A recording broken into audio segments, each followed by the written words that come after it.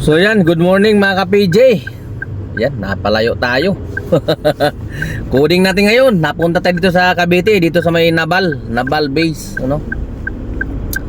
At saka sana makakuha tayo ng ano, pa Maynila. O kaya sana diretso na ng Valenzuela. Makauwi na. Eh sumundo tayo. Katulad ng ano natin, maka 2,000 man lang, ayos na. Eh meron na tayong 1,300. Sana makakuha man lang talaga tayo ng pa Maynila. Oh. Sobrang paghihinayang talaga. Isipin mo, layo-layo nito. Tapos iba to sa'yo, Makati. Oh. Eh, bawal tayo doon. Coding. Ay, patay tayo dyan. Charlie kagad yan. Huwag naman Makati ang ibigay. Sana Valenzuela na. Nag-sit di ako ngayon. Eh, kasi gusto ko nang makauwi. Para magpahinga tayo dahil coding natin ngayon. Sumundot lang talaga tayo dahil may absent tayo eh. Sayang eh. Okay. So mamaya update ko kayo.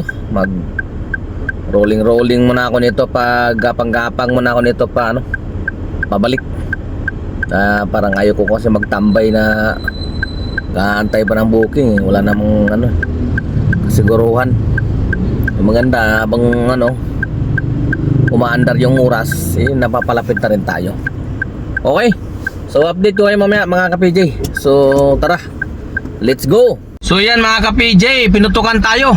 Dito lang din oh, malapit, 703. Ayan oh, 703 punta Mita. Ayan, pwede na, pwede kahit saver lang yan oh. Ayos lang yan, kahit saver. Kukunin natin yan, pabalik ng Maynila. Batis hindi na zero. Let's go! Hayahay! Tara, let's go na. Bilisan na natin, magtirahin man ang iba. Let's go! Ay, buset, kinancel ban mga ka-PJ. Sayang, kinancel. Baka nagbago ang isip. O kaya namahalan, o kaya may nakuha mas mura. O kaya baka nag-commute na lang. Di bale? Ganun talaga. Habang dandahan tayo pa baba, may sasagutin tayo ng mga tanong galing sa ating mga kaibigan na subscriber. Okay? So tara, let's go.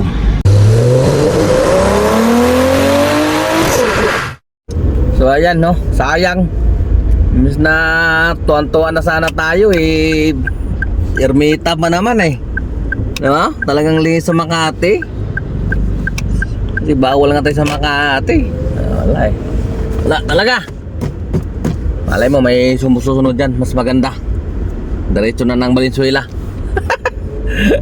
Hindi masama ang mangarap. Okay. Ang unang tanong ay galing kay Ray Burmanis, no?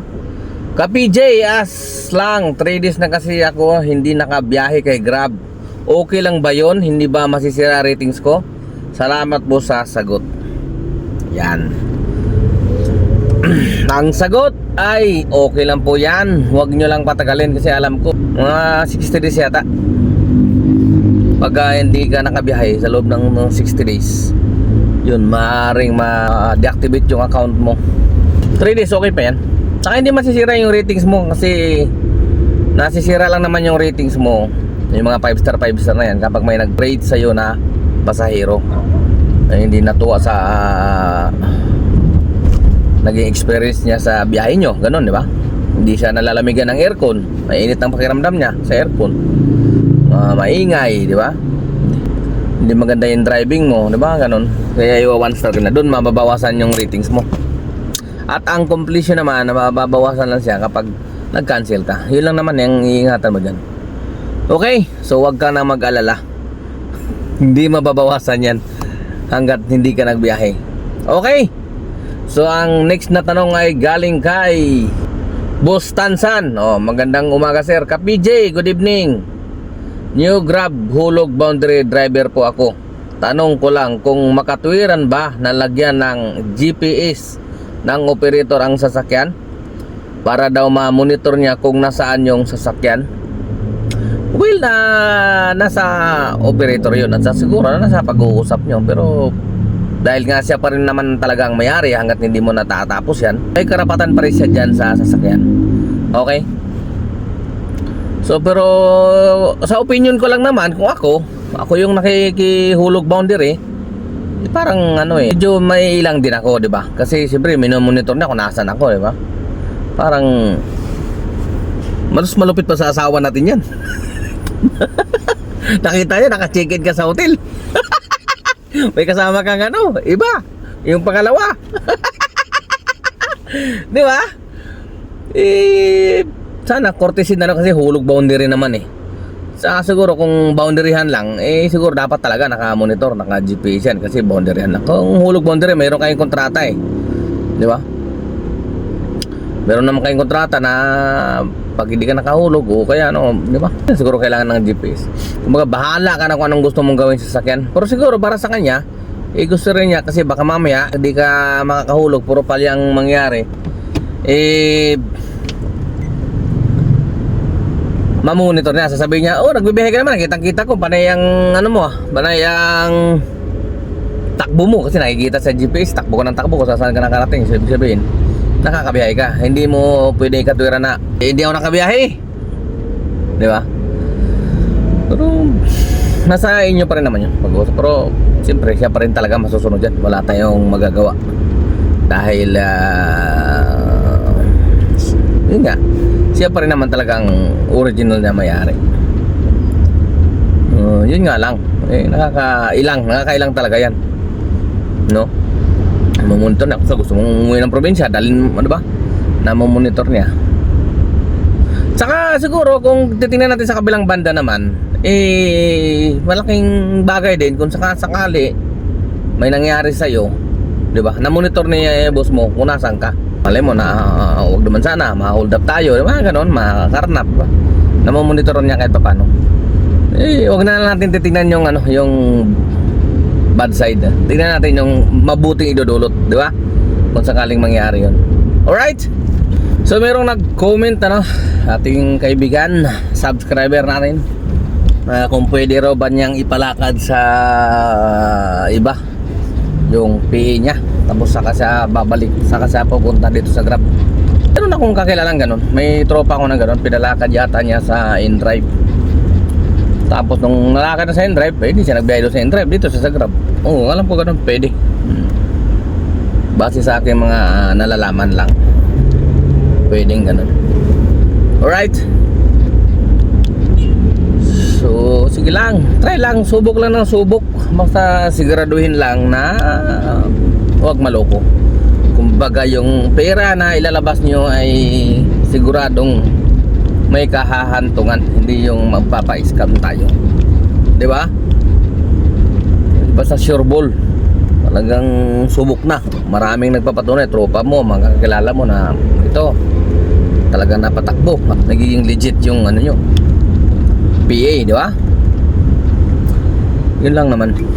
Okay. So, ito na. Siguro i-offline ko na lang muna itong safety ko. Parang pagod na rin ako Umiral na naman ang katawaran ng aking kamay. Gumalaw. Ganun lang tayo mga ka-PJ. Huwag natin i-stressin ang sarili natin. Patawa-tawa lang. Ganun lang naman ang buhay. Kailangan lang laging nakatawa kahit wala naman nakakatawa. May nakakita sa'yo dyan Ano nangyari itong kay kuya? Tumatawa mag-isa. Wala siyang pakialam Dan, basta ikaw masaya ka. So ayan na mga ka-PJ, kuta na raw ako sa aking destinasyon. Galing Cavite, nabigyan tayo diba doon sa may Kawit, papuntang BGC. Tapos BGC, nabigyan tayo ulit papuntang BIR sa may Agam Road, no? Quezon City. At doon sa Muñoz, nabigyan tayo ulit papunta dito sa Victorita, no? Sa may Potrero, Malabon, sa may University Avenue, Aranita. Alright, so wala na. Gamit na natin yung ating isang seat din, no? Ayun, no? So meron ba tayong isang natira, pero tama na yan. Apo rin, try nga natin, isa pa. Baka may pumasok, sayang. So tingnan natin, naka ano na tayo, yun, naka 2,000 na tayo. Pwede na, mayroon na tayo pang bugas-bugas. Ang oras natin ay alas 10:30 na. At nakapitong bookings, no? At yun nga, total, nandito na tayo sa ano. Pero sinubukan ko pa rin yung seat D, baka may pumasok pa, sayang eh. May isa pa kong seat na natira eh, sa aking seat D, no? So, ito, rolling na tayo pa uwi sa bahay. Tama na yan! May pambigas na tayo! Oh, ganun lang yun mga ka-PJ. Yan ang gagandaan dito sa Grab, no? Di ba? Gusto mo lang sumundot kasi tamad ka. Sumundot ka lang ng ilang pasahero para may pambigas, uwi ka na. Ganun naman pagka tamad ka, di ba? Tapos basta may nakasandal na isang sakong bigas, okay na. Pahirapan may sarili. May bigas naman. Yan na naman ang mahalaga. Ay nako. So yan, ito, palabas na tayo dito sa subdivision, no? At pagas na rin tayo. 3 bar na lang yung natira. Pagas na rin tayo bago gumarahe. Diretso natin sa bahay. Okay. Kung maragdagan pa man yan, may pumasok dyan, bonus na lang yan. Well, at least namit natin yung ating minimum na pagka lumabas tayo ng coding, kinakailangan maka 2,000 man lang. Naka 2,000 na eh. Ayun o. Di ba? Ayos na yan. Okay na. Siguro dito na ako magpapaalam mga ka-PJ, no? At tulad ng dati, ibibilin ko na muna sa inyo ang ating mga minamahal na pasahero. At kayo na muna ang bahala at ingatan sila. At nang maihatid sila ng ligtas sa kanya-kanyang destinasyon. Alright, so ka-PJ nyo, temporary signing off. Adios. Ingat.